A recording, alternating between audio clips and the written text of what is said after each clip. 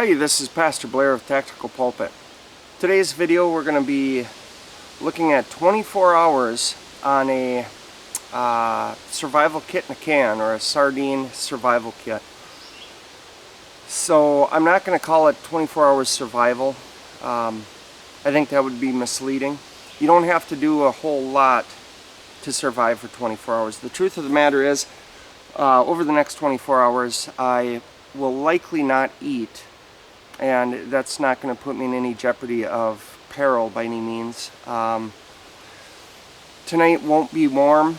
I actually strategically picked tonight because it will be cool and it'll kind of keep the bugs down. It's a rough time of year in this area for mosquitoes, and the coolness of the night will keep that down. I won't be in peril of hypothermia. So survival, calling this survival would be a stretch. What we're going to do is see just with the contents of this can how comfortably we can be. So, all right, here's our kit, and it does have a list of the contents on here. Instead of reading that, I thought we'd just get right into it and open it up. It's sealed, like I said. I have gone over the list of contents, I guess, briefly, but anyway, it's supposed to be watertight.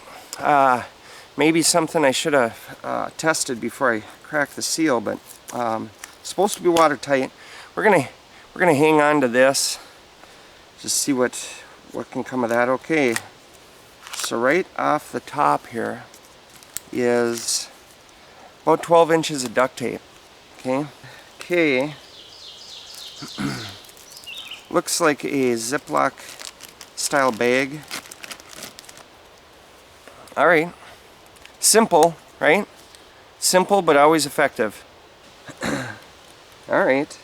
A little tiny hank of some poly cord. Okay. A tea light. I can get that out here. All right. Some wax coated 4, it looks like. Wax coated strike anywhere matches. Lighting. Okay.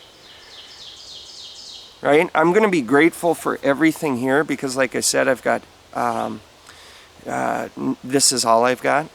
And this looks like it's going to be my cutting instrument for the next 24 hours. And again, so we can sit here and complain about this, or we can have a grateful attitude of this is better than nothing, which it is, obviously. This is a razor blade. We're gonna, we'll have to adapt this, make this as useful as possible. Okay, here's where we've got the multi-use cord that they talked about, and okay, and a twist tie wrapped. So this was 9 feet 3 meters.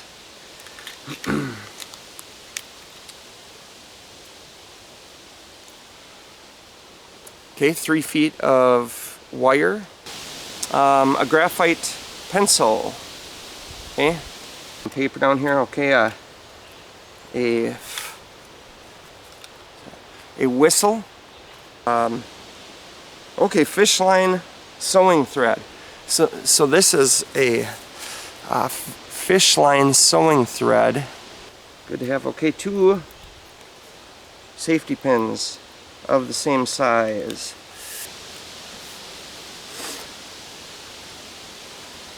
Two nails.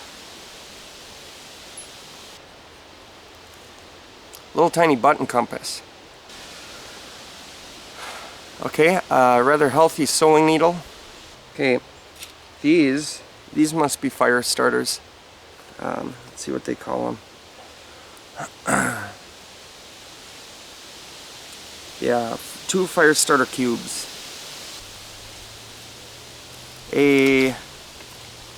Just a blank piece of paper. Okay, these things. Now, if you were to build a survival kit and you put this in there, I would likely make fun of you. All right, a couple more zip ties. Like I said, that little cordage had a zip tie on it. So here's 2 more. set that aside. Okay, here, perfect. Signal mirror. I wonder if that's adhesive. From here, 2 fish hooks. Now, I don't think there's rules for this adventure by any means, but one of the things I should discuss is, as I'm going around seeking a campsite, also what I'm doing is keeping my eyes open for natural resources that can supplement and aid in and add to my survival kit in a can. And so one of the things that I just came across here is right behind me. 2 trees side by side, and both of which I can put to, I guess there's 4 trees, three birch and a spruce here. But obviously this birch bark is a good natural fire starter. It's always good anytime you're camping, just to collect a pocketful of that as you walk. Okay, and the other thing is spruce trees. If we take a look here, yes, this pitch and resin here, and oh man, lots of it. Yeah, lots and lots of it. We're going to collect that, and that'll serve a variety of purposes. That's also an excellent accelerant for a fight.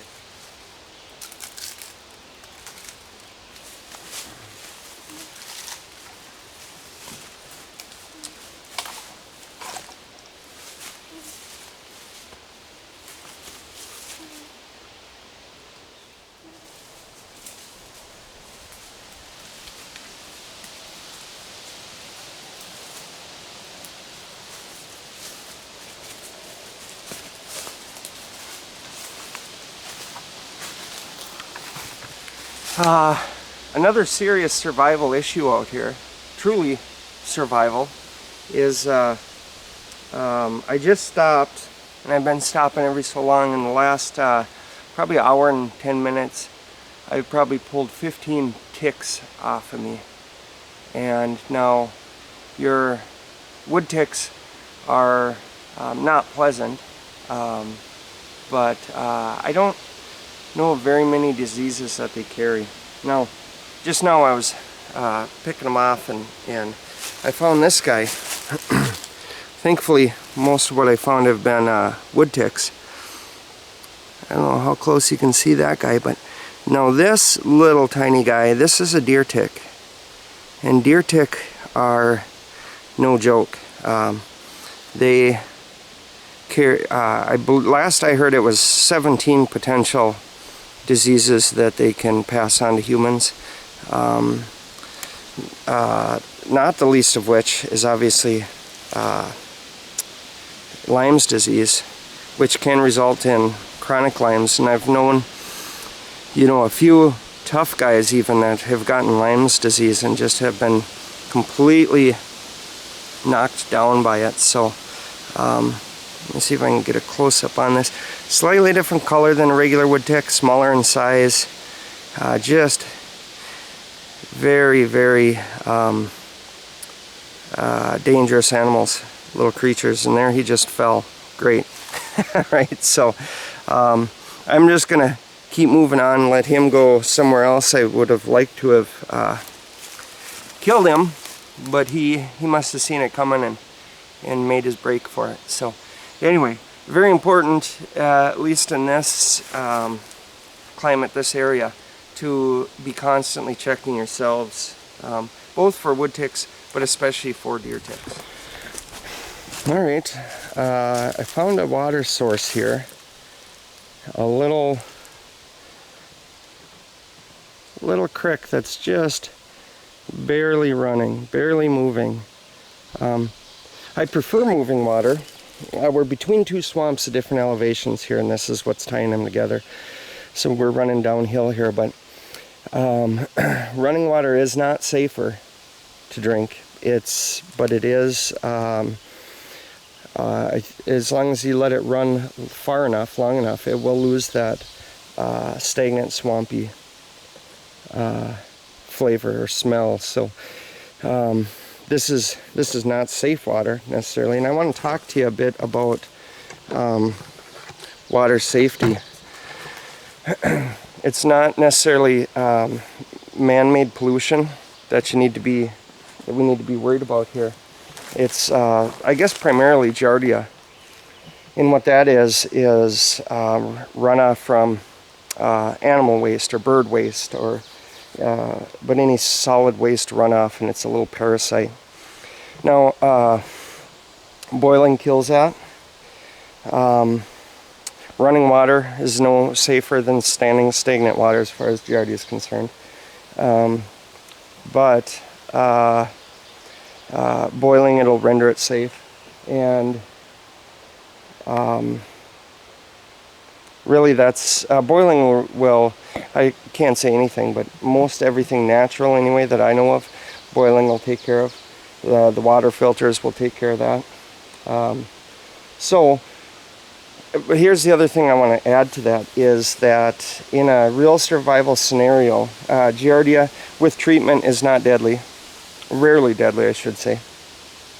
And it takes about a week and a half to kick in. So if it was a matter of dying of dehydration or drinking water potentially contaminated, drink the water. Drink the water, get yourself out of the situation, easily treatable. But we're not in that situation. We're going to boil this water. Pretty decent area, a little more open, therefore a little more breeze, so I apologize if there's any wind disruption in the audio, but just to keep the bugs off my back. Again, unknown whether I'll camp in this location, but I'm going to start a fire. I'm going to stay ahead of dehydration here, and I am thirsty. It's been a couple of hours now, so that's an obviously early sign of dehydration. I wanted to stay ahead of that a little better, but it's still not the end of the world. So now I am going to get a little fire going. Okay, I don't know if you could see that or not, but it lit, but I never even did see a flame. No, not the end of the world. I've got all the paper matches in here, but there's a flame.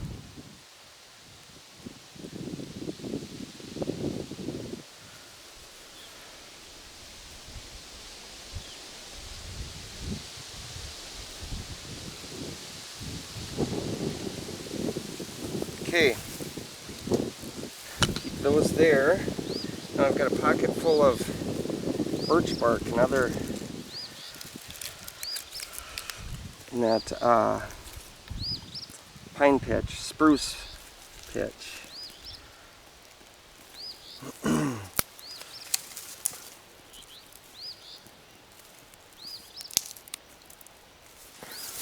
Okay, not a ton of water here, but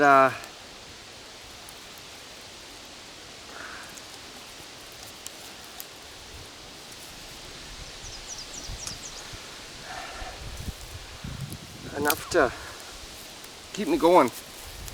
And I got enough time. I've got nothing but time, so I can do this over and over and over. It would have been nice to have a slightly bigger water vessel, I'll admit, but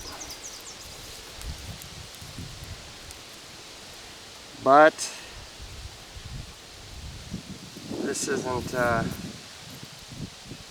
isn't the worst thing that could have happened here. Okay, I'm going to use this little pocket saw here.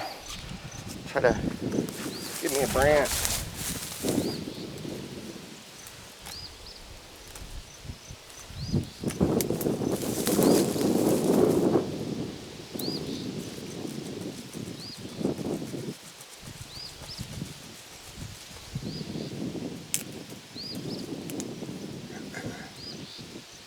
It's uncomfortable to hang on to, but the saw's not all that bad.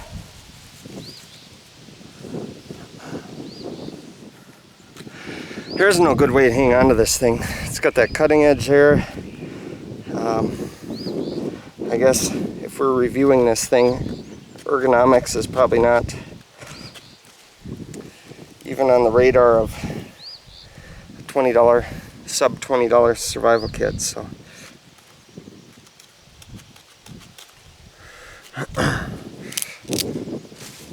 okay, so you've got this.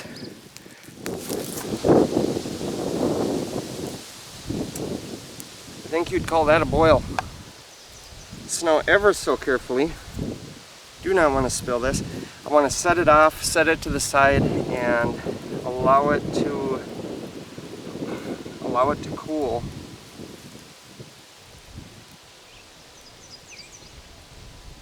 Yes, spilled half of it there. Great. Have to come up with a better method of that. So I'm going to let that cool. I'm going to drink it. I'm going to refill it. I'm going to keep this going steady.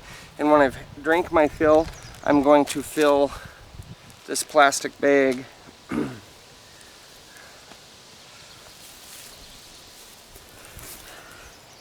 Okay, what I wanted this for was I'm going to try to make a knife out of this.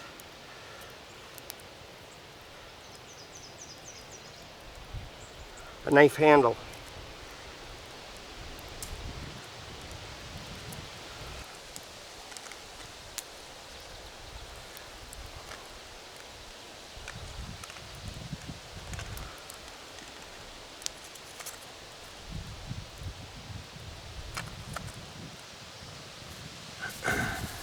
So this is our spruce sap, and we're going to melt that down over the fire. Okay. You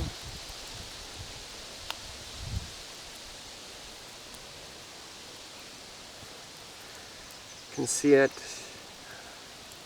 boiling there, hopefully. Stir this around.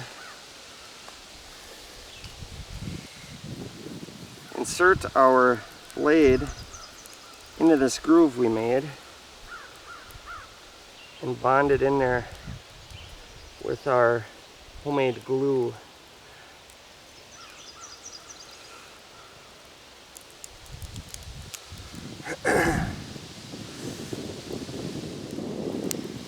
All right, there it is. And it's actually pretty sturdy, so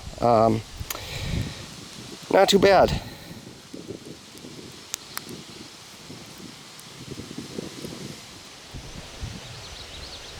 Now, as for a shelter, I'm not going to build anything fancy. It's a little overcast, but I'm not expecting rain tonight.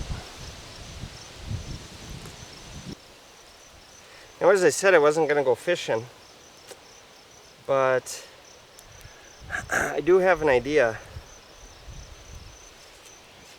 that what this kit would be good for if a guy were to go fishing.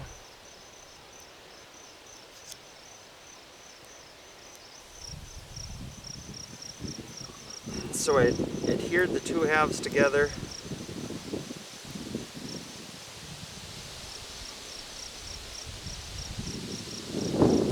It is the skirt, if you will, at the bottom. I'll show you.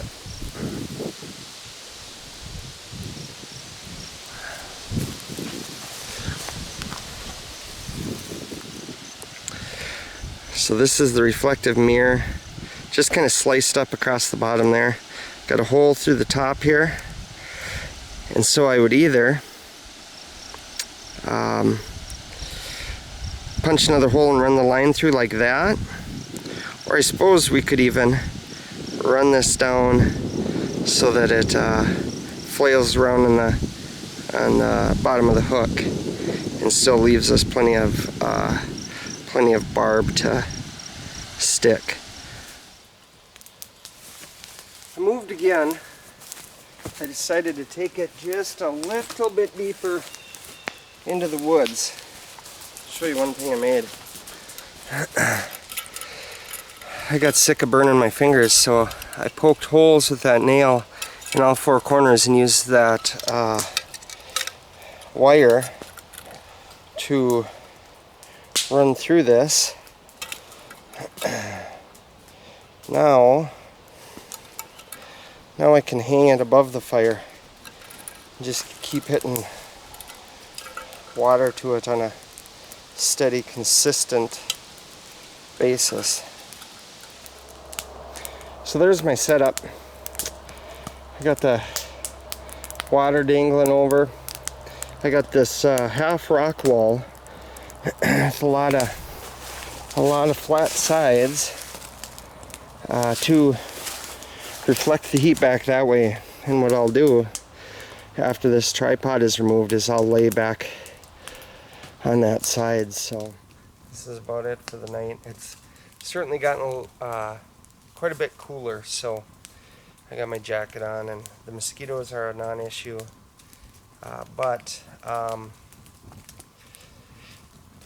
Yeah, I hope that I stay warm enough, and as the fire dies down, I can just move closer and closer to it. So made it. Fire went out about between 3 and 4, I think, and that's also when I finally fell asleep.